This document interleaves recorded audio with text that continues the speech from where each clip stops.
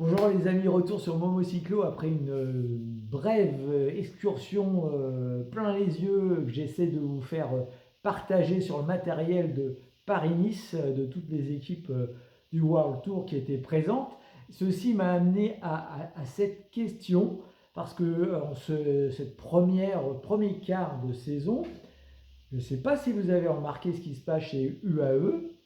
Donc l'équipe de Pogacar est pas le seul, hein. Vous avez vu les vidéos sur cette équipe monstrueuse, je vous ai fait des shorts. Vous voyez que quand UAE aligne, c'est énorme, hein, un potentiel matériel. On voit qu'on a affaire vraiment à du lourd si on s'en doutait. Et vous avez remarqué, alors c'était le cas sur Paris-Nice, c'est le cas aussi sur Tirreno Adriatico, Strade Bianche. Je vous parle matériel, mais qui est devenu le Colnago Y1 RS, donc la toute dernière génération de vélo qui est censé équiper UAE, ce vélo à la géométrie originale, parce que sur ces trois grandes dates, il n'est quasiment pas sorti. Je peux vous assurer qu'il n'est pas sorti sur Paris-Nice. Je l'ai vu, je vous montrerai d'ailleurs une vidéo photo. Je l'ai vu et il est très beau d'ailleurs, hein, finalement. Sur les galeries, c'était le vélo de Neves. Les étapes, même en montagne, relative montagne, à Paris-Nice, il ne faut pas exagérer, c'est des étapes super courtes, avec des braquets énormes dans toutes les équipes. Et pourtant, le Y1 RS, pas sorti du tout. Sur Strade Bianche, on va dire, ah, il y a un petit côté gravel, Pogacar gagne.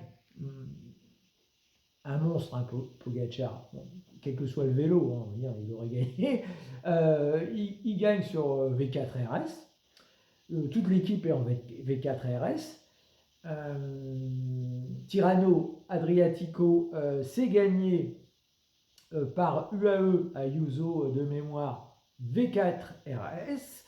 Les étapes qui sont courues sur Paris-Nice, donc je vous confirme, j'ai été du V4 RS.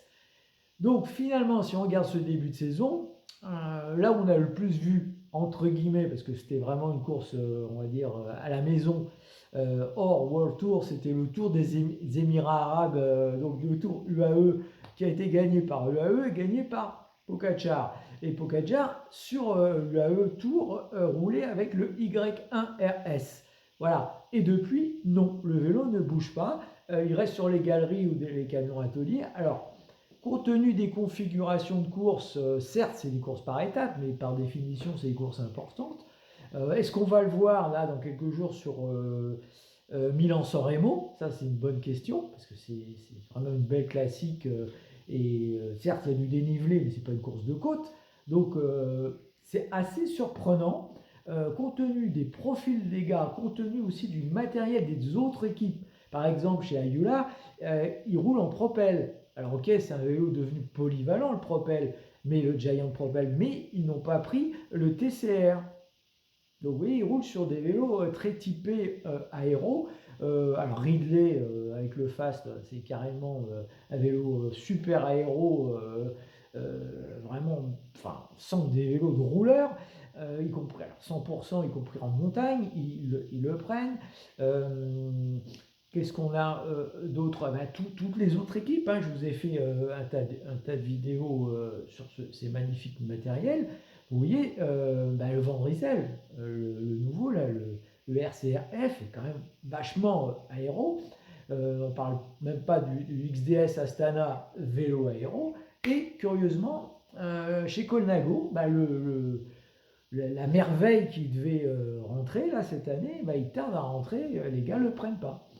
Et pourtant, les vélos existent, hein. Je vous confirme, je les ai vus, ils sont dispo, chacun a son YRS à la UAE, mais ils ne l'utilisent pas. Donc je me demande, simple observateur, comment se fait-il que tout le monde roule en aéro puissant avec des développements assez énormes et pas Colnago qui continue sur, ma foi, ce très bon vélo, un beau vélo du V4 RS. Moi, je serais curieux d'avoir vos retours là-dessus. Vos idées. Si vous avez des infos aussi, que j'aurais pas eu passer parce que j'épluche pas toute la presse internationale, loin s'en faut, Est-ce qu'il y aurait un problème sur le Y1RS? Question. À bientôt.